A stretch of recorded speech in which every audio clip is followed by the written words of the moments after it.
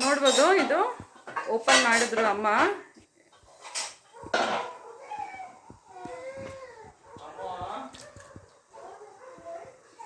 ಮುಚ್ಚಳ ಓಪನ್ ಆಯ್ತು ಈಗ ಇಡ್ಲಿದು. ನೋಡಿ ಹಬೆ ಹೇಗೆ ಬರ್ತಿದೆ ಅಂತ ಹೇಳಿಬಿಟ್ಟು ಒಂದು ಸ್ವಲ್ಪ ನೀರು ಹಾಕಿ ಚೆನ್ನಾಗಿ ಬೆಂದಿದೆ. ನೋಡ್ಬೋದು ಇಡ್ಲಿ ಎಷ್ಟು ಸಾಫ್ಟ್ ಇದೆ ಅಂತ ಹೇಳಿ. ಇಡ್ಲಿಗೆ 2 ಥರ ಚಟ್ನಿ ರೆಡಿ ಇದೆ. ಒಂದು ಆ್ಯಕ್ಚುಲಿ ಲಾವಣ್ಯ ಅನ್ನೋರು ಕಮೆಂಟ್ ಮಾಡಿದ್ರು ಇಡ್ಲಿ ಹಿಟ್ಟು ಯಾವ ರೀತಿ ಮಾಡೋದು ಅಂತ ಹೇಳಿಬಿಟ್ಟು ಒಂದು ರೆಸಿಪಿನ ಅಪ್ಲೋಡ್ ಮಾಡಿ ಅಂತ. ಫಸ್ಟ್ ನಮಸ್ತೆ, TRP ಇಂಡಿಯನ್ ಕಿಚನ್ಗೆ ಸ್ವಾಗತ. ಆ್ಯಕ್ಚುಲಿ ನಾನು ಮೊನ್ನೆ ಇಡ್ಲಿ ಚಟ್ನಿ ವಿಡಿಯೋ ಹಾಕಿದ್ದೆ. ಸೊ ಅದರಲ್ಲಿ ಒಬ್ರು ಕಮೆಂಟ್ ಮಾಡಿದ್ರು ಇಡ್ಲಿ ಇದು ರೆಸಿಪಿನ ಶೇರ್ ಮಾಡಿ ಅಂತ ಹೇಳಿಬಿಟ್ಟು, ಯಾವ ರೀತಿ ಹಿಟ್ ಮಾಡೋದು ಅಂತ ಹೇಳಿ. ಅವ್ರಿಗೋಸ್ಕರ ನಾನು ಈ ವಿಡಿಯೋ ಮಾಡ್ತಾ ಇದ್ದೀನಿ. ನೋಡಿ, ಇದು ಮಾಮೂಲಿ ರೇಷನ್ ಅಕ್ಕಿನೇ. ಈ ಪಾತ್ರೆನಲ್ಲಿ 3/4 ಪಾತ್ರೆ ಆಗೋಷ್ಟು ಅಕ್ಕಿ ಹಾಕೊಂಡಿದ್ದೀನಿ. ಇದನ್ನ ನಾವೇನು ಮಾಡೋಣ ಅಂದರೆ, ಒಂದು ಸ್ವಲ್ಪ ಕಲ್ಲುಪ್ಪು ಹಾಕಿ ಚೆನ್ನಾಗಿ ತೊಳ್ಕೊಬೇಕು. ಇದು ಕಲ್ಲುಪ್ಪು ಹಾಕಿ ತೊಳೆದಷ್ಟು ಅಕ್ಕಿ ನಿಮಗೆ ವೈಟಾಗಿರುತ್ತೆ. ಓಕೆನಾ? ಹಾಗೆ ಈಗ ಇಡ್ಲಿ ಅಕ್ಕಿ ನೋಡಿ, ಇಡ್ಲಿ ಅಕ್ಕಿ ಎತ್ಕೊಂಡಿದ್ದೀನಿ. ಇಡ್ಲಿ ಅಕ್ಕಿ ಕುಚಲಕ್ಕಿ ಥರ ಬರುತ್ತಲ್ಲ, ಇಡ್ಲಿ ಅಕ್ಕಿ, ಗುಂಡಕ್ಕಿ ನೋಡಿ, ಇದು ಇಡ್ಲಿ ಅಕ್ಕಿ. ಇದನ್ನು ನಾನು ಎತ್ಕೊಂಡಿದ್ದೀನಿ. ಹಾಗೆ ಉದ್ದಿನ ಬೇಳೆ ಇದೆ, ಒಂದು ಸ್ವಲ್ಪ ಇದಕ್ಕೇನು ಹೇಳೋದು, ಸಾಬುದಾನ, ಒಂದು ಸ್ವಲ್ಪ ಸಾಬುದಾನ ಇದೆ ಈ ಬಟ್ಲಲ್ಲಿ. ಹಾಗೆ ಅವಲಕ್ಕಿ ಇದೆ ಅಷ್ಟೇ. ಸಕ್ಕರೆ ಮಲ್ಲಿಗೆ ಥರ ಬರುತ್ತೆ ಇಡ್ಲಿ, ತುಂಬ ಚೆನ್ನಾಗಿ ಬರುತ್ತೆ. ಈಗ ನಾನು ಈ ಅಕ್ಕಿನೆಲ್ಲ ಚೆನ್ನಾಗಿ ತೊಳ್ಕೊಂಡು ಬರ್ತೀನಿ. ಕಲ್ಲು ಉಪ್ಪು ಹಾಕಿ ಚೆನ್ನಾಗಿ ಒಂದು 4-5-6 ಸತಿ ಆದರೂ ಚೆನ್ನಾಗಿ ನೀವು ತೊಳಿಬೇಕು ಇದನ್ನು ಮಾತ್ರ. ಈ ಅಕ್ಕಿನ ಒಂದು 2 ಸತಿ ತೊಳೆದ್ರೆ ಸಾಕು. ಓಕೆನಾ? ನಾನು ಹೇಳಿದ್ನೆಲ್ಲ ಕಲ್ಲುಪ್ಪು ಹಾಕಿ ತೊಳಿರಿ ಅಂತ ಹೇಳಿಬಿಟ್ಟು ಕಲ್ಲುಪ್ಪು ಹಾಕಿದ್ದೀನಿ. ಈಗ ಚೆನ್ನಾಗಿ ವಾಶ್ ಮಾಡ್ಕೊಂಡ್ಬಿಡೋಣ.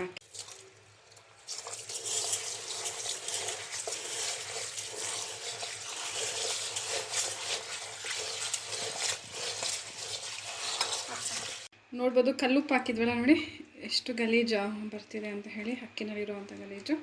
ಇದನ್ನು ಚೆನ್ನಾಗಿ ಒಂದು 5-6 ಸತಿ ಆದರೂ ಚೆನ್ನಾಗಿ ಕ್ಲೀನ್ ಮಾಡ್ಕೊಳ್ಳಿ. ಅದು ಅಕ್ಕಿ ತೊಳೆದಿದ್ದೀನಿ, ಎಷ್ಟು ವೈಟ್ ಇದೆ ಅಂತ ಹೇಳಿ. ಈಗ ಇದೆಲ್ಲ ಒಂದು ಪಾತ್ರೆಗೆ ಹಾಕ್ತಾ ಇದ್ದೀನಿ.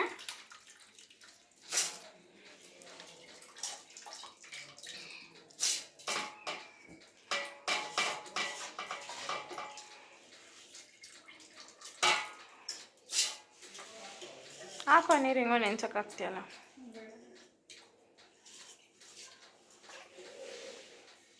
ಈ ರೀತಿ ಆಮೇಲೆ ಮಾಡಿಕೊಡಿ ತಳದಲ್ಲಿ.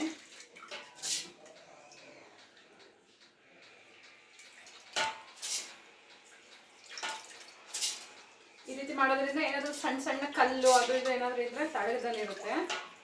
ಆಲ್ರೆಡಿ ಕ್ಲೀನ್ ಮಾಡಿರೋ ಅಕ್ಕಿನೇ, ಆದ್ರೂ ನೆನೆಸ್ಬಿಟ್ಟು ಈ ಥರ ಮಾಡಿ.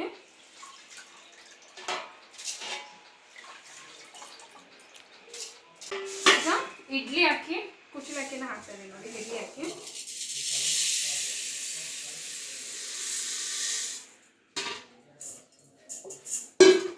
ಈ ಪಾತ್ರೆನಲ್ಲಿ ನಾನು 3/4 ಪಾತ್ರೆ ಆಗೋಷ್ಟು ರೇಷನ್ ಅಕ್ಕಿ ಹಾಕಿದ್ನಲ್ಲ, 1/4 ಪಾತ್ರೆ ಆಗೋಷ್ಟು ಕುಚಲಕ್ಕಿ ಹಾಕ್ಕೊಂಡಿದ್ದೀನಿ.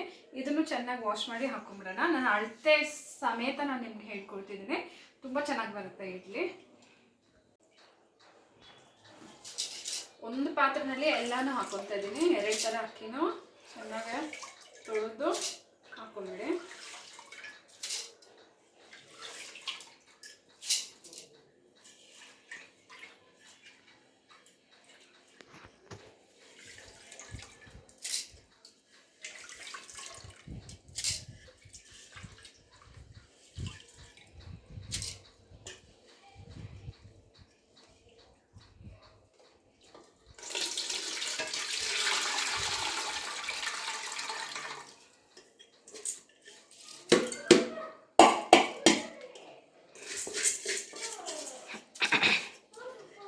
ಇವಾಗ ಉದ್ದಿನ ಬೇಳೆ ಹಾಕ್ತಾ ಇದ್ದೀನಿ ನೋಡಿ.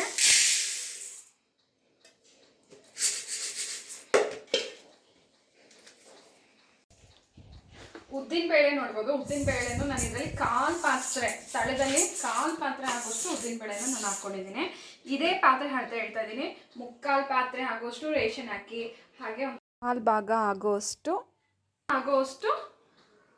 ಇದು ಇಡ್ಲಿ ಅಕ್ಕಿ, ಕಾಲು ಆಗೋಷ್ಟು ಉದ್ದಿನಬೇಳೆ. ಅರ್ಥ ಆಯ್ತಲ್ಲ? ಇದಿಷ್ಟನ್ನು ನಾವು ತೊಳೆದು ಒಂದೇ ಪಾತ್ರೆನೇ ನೆನೆಸಿಟ್ಬಿಡೋಣ.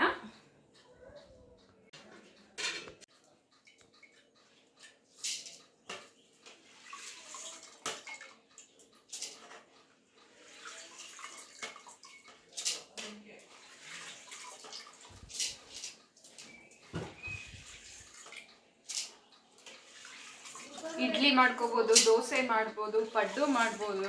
ಈ ಹಿಟ್ಟಲ್ಲಿ ಸಕ್ಕದಾಗಿ ಬರುತ್ತೆ ಮಾತ್ರ. ಇಡ್ಲಿ ಯಾರು ಗಟ್ಟಿ ಬರ್ತಿದೆ ಅಂತಿರಲ್ಲ ಅಂಥವ್ರು ಮರಿದಿರ ಮಾಡಿ ಇದೇ ಅಳತೆನಲ್ಲಿ ಮಾಡಿ, ತುಂಬ ಚೆನ್ನಾಗಿ ಬರುತ್ತೆ ಇಡ್ಲಿ. ಇದು ಸಂಜೆ ಮಿಷಿನಲ್ಲಿ ರುಬ್ಬಿಸ್ಕೊಬರೋದು. ಅಟ್ಲೀಸ್ಟ್ ಒಂದು 6 ಅವರ್ ಆದರೂ ನೆನೆಸಿಟ್ಟಿರ್ಬೇಕು ನೀವು. ಈಗ ಇದಕ್ಕೆ ಪೂರ್ತಿ ಅಕ್ಕಿ ಮುಳುಗೋ ಅಷ್ಟು ನೀರು ಹಾಕ್ಬಿಡೋಣ. ಈಗ ನೀರು ಹಾಕ್ಬಿಡೋಣ. ನೀರು ಹಾಕಾಯ್ತು. ಈಗ ಇದು ಎಷ್ಟು ಒಂದು 6 ಅವರ್ ನೆನೆಲಿ ಚೆನ್ನಾಗೆ. ಈಗ ಸಾಬುದಾನ ಹಾಗೆ ಅವಲಕ್ಕಿನ ನೆನೆಸ್ಕೊಂಡ್ಬಿಡೋಣ ಚೆನ್ನಾಗಿ ತೊಳೆದು. ಅದನ್ನು ಅಳತೆ ಹೇಳ್ತೀನಿ ನಾನು ನಿಮಗೆ.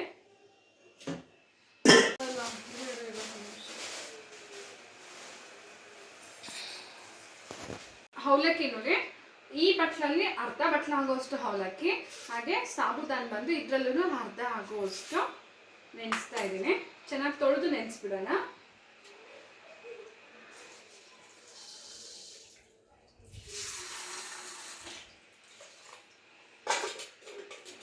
ನೀವು ಅನ್ನ ಹಾಕೋ ಬದಲು ಈ ರೀತಿ ಅವಲಕ್ಕಿನ ಹಾಕಿ ಚೆನ್ನಾಗಿರುತ್ತೆ. ಇಡ್ಲಿಗೆ ಸಾಫ್ಟಾಗಿ ಬರುತ್ತೆ ಅವಲಕ್ಕಿ ಹಾಕೋದ್ರಿಂದ. ಮೇನ್ ಅವಲಕ್ಕಿ ಹಾಕಿ, ಗಟ್ಟಿ ಅವಲಕ್ಕಿ ಇದು ನೆನೆಸಿ ಹಾಕಿದ್ದೀನಿ ನೋಡಿ. ಸಾಬುದಾನಲ್ಲೂ ನೆನೆಸ್ಕೊಂಡ್ಬಿಡೋಣ. ಸಾಬುದಾನ ಜಾಸ್ತಿನೂ ಆಗಬಾರ್ದು, ಆವಾಗ ಲಬ್ಬರ್ ಥರ ಆಗಿಬಿಡುತ್ತೆ ಇಡ್ಲಿ. ಹಾಗಾಗಿ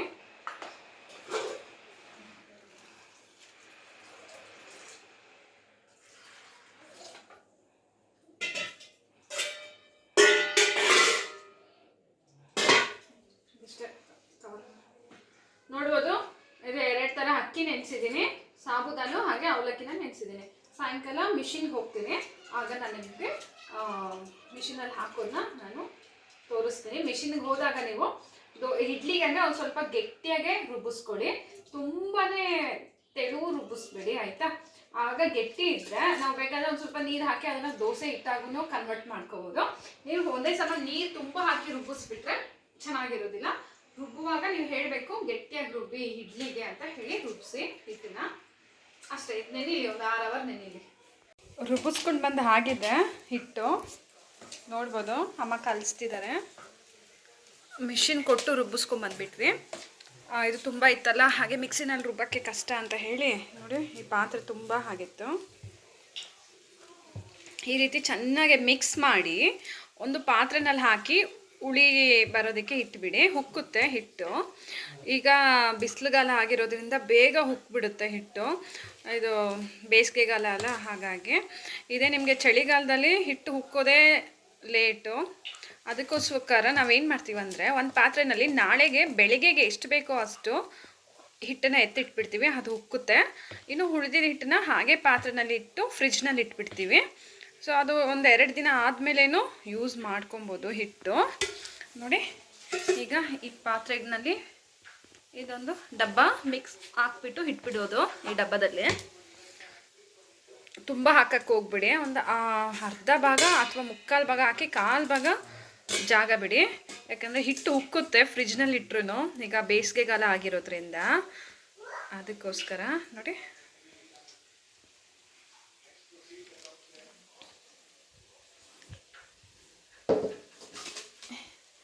ಇದು ಈಗ ನಾನು ನಾಳೆ ಬೆಳಿಗ್ಗೆ ತೋರಿಸ್ತೀನಿ ಹಿಟ್ಟು ಎಷ್ಟು ಹುಕ್ಕಿರುತ್ತೆ ಅಂತ ನೋಡ್ಬೋದು ನೀವು. ಇದು ಡೈರೆಕ್ಟ್ ಫ್ರಿಜ್ಜಿಗೆ ಹೋಗುತ್ತೆ ಈ ಬಾಕ್ಸು ಹಾಗೆ ಹೊರಗಡೆ ಇರುತ್ತೆ. ಹಾಗೆ ಬೆಳಿಗ್ಗೆ ಇಡ್ಲಿ ಮಾಡ್ಕೊಂಬಿಡೋಣ. ಈಗ ನಾನು ಆ್ಯಕ್ಚುಲಿ ಬೆಳಗ್ಗೆ ಆಯಿತು, ಬೆಳಿಗ್ಗೆ ವಿಡಿಯೋ ಮಾಡ್ತಿದ್ದೀನಿ. ಹಿಟ್ಟು ಓಪನ್ ಮಾಡ್ತಾ ಇದ್ದೀವಿ ಬಾಕ್ಸ್ ನೋಡ್ಬೋದು ಉಕ್ಕಿರೋದು ಹೇಗಿದೆ ಅಂತ ಹೇಳಿ. ನೋಡಿ ಹುಳಿ ಬಂದಿದೆ ಹಿಟ್ಟು.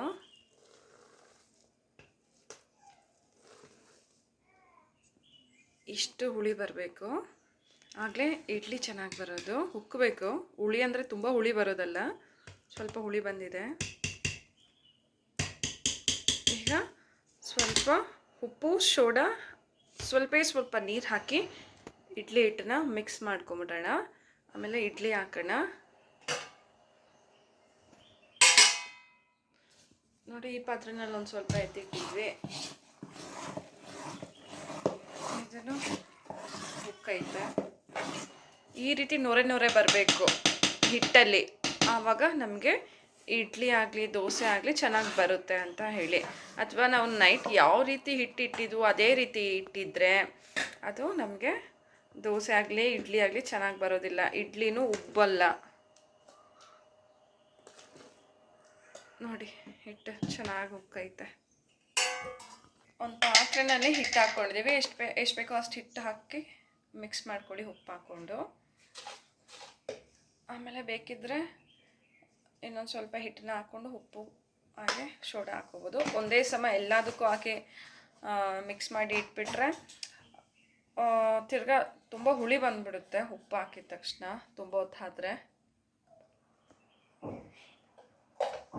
ಹಾಗೆ ಅಡಿಗೆ ಸೋಡಾ ಇಡ್ಲಿಗೆ ಒಂದು ಸ್ವಲ್ಪ ಹಾಕಿ, ಆಗಲೇ ಒಂದು ಸ್ವಲ್ಪ ಉಬ್ಬ ಬರುತ್ತೆ ಇಡ್ಲಿ. ಸ್ವಲ್ಪ ಹಾಗೇನೂ ಮಾಡ್ಬೋದು, ಯಾಕಂದರೆ ಉದ್ದಿನಬೇಳೆ ನಾವು ಜಾಸ್ತಿನೇ ಹಾಕಿದ್ದೀವಿ, ಉಬ್ಬುತ್ತೆ. ಆದರೂ ಸ್ವಲ್ಪ ಹಾಕಿರೋದು.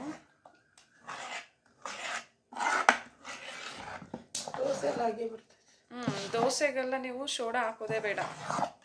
ಇಡ್ಲಿ ಮಾಡ್ತೀನಿ ಅಂದಾಗ ಮಾತ್ರ ಸ್ವಲ್ಪ ಸೋಡಾ ಹಾಕಿದ್ರೇ ಅದು ಉಬ್ಬೋದು, ಸ್ವಲ್ಪ ಸಾಫ್ಟ್ ಬರೋದು.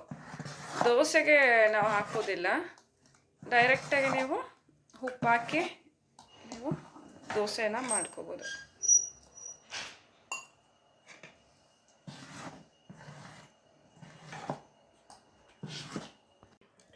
ಇಟ್ಟು ಫುಲ್ಲು ಮಿಕ್ಸ್ ಮಾಡಾಗಿದೆ ನೋಡಿ. ತುಂಬ ತೆಳು ಮಾಡಬೇಡಿ, ದೋಸೆ ಹಿಟ್ಟಾಗೋಗುತ್ತೆ. ಮತ್ತು ಮೀಡಿಯಮಲ್ಲಿ ಇರಲಿ ಹಿಟ್ಟು.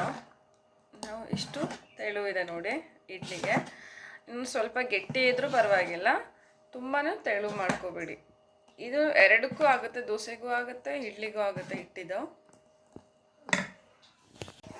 ನೋಡ್ಬೋದು ಸ್ಟವ್ ಮೇಲೆ ಇಡ್ಲಿ ಪಾತ್ರೆ ಇಟ್ಟಾಗಿದೆ. ಇಡ್ಲಿ ಪಾತ್ರೆಯಲ್ಲಿ ಸ್ವಲ್ಪ ತಳದಲ್ಲಿ ನೀರು ಹಾಕ್ಕೊಳ್ಳಿ, ಇಡ್ಲಿ ಸ್ಟೀಮ್ ಹಾಕಬೇಕಲ್ಲ, ಹಾಗಾಗಿ.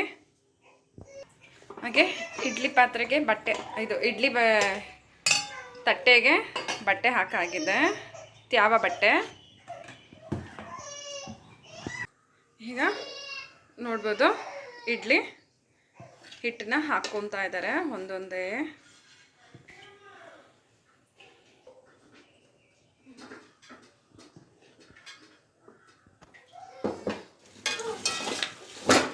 ಇದೊಂದು 15 ನಿಮಿಷ ನೀವು ಸ್ಟೀಮಿಗೆ ಬಿಟ್ಬಿಡಿ, ಇಡ್ಲಿ ನಮಗೆ ರೆಡಿ ಆಗೋಗುತ್ತೆ.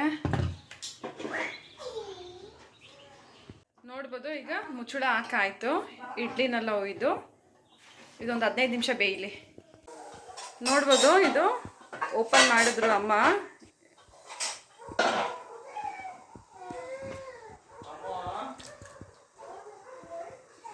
ಮುಚ್ಚಳ ಓಪನ್ ಆಯ್ತು ಈಗ ಇಡ್ಲಿದು.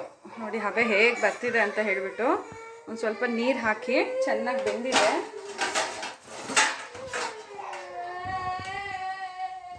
ಈಗ ನೋಡ್ಬೋದು ಹೇಗೆ ಬರ್ತಿದೆ ಅಂತ ಇಡ್ಲಿ.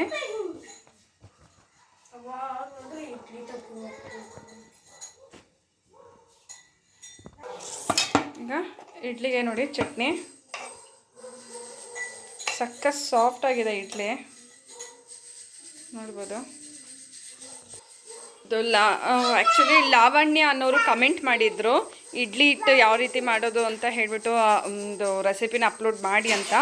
ಅವ್ರಿಗೋಸ್ಕರ ನಾನು ಈ ವಿಡಿಯೋ ಮಾಡಿದ್ದೀನಿ, ಸೊ ಅವ್ರು ನೋಡ್ಕೋಬೋದು.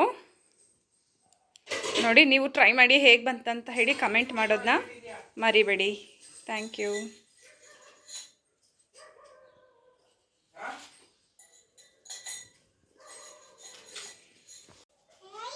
ಪಾಪ ಇದೆ, ನೀನ್ ಕಣ್ ಮೇಲೆ ಬಿಡ್ಕೊಂಡ್ ಬರ್ತೀಯ. ಪಾಪನೇ ತಿನ್ನೋದು ಅಲ್ಲಿ ನೋಡ್ತೀನಿ. ನೋಡ್ಬೋದು ಇಡ್ಲಿ ಎಷ್ಟು ಸಾಫ್ಟ್ ಇದೆ ಅಂತ ಹೇಳಿ. ಇಡ್ಲಿಗೆ 2 ಥರ ಚಟ್ನಿ ರೆಡಿ ಇದೆ. ಒಂದು ಸ್ವಲ್ಪ ಖಾರ ಚಟ್ನಿ, ಖಾರ ಅಂದರೆ ಕಡಲೆಪಪ್ಪು ಚಟ್ನಿ. ಇದು ಕಡಲೆ ಬೀಜ ಚಟ್ನಿ.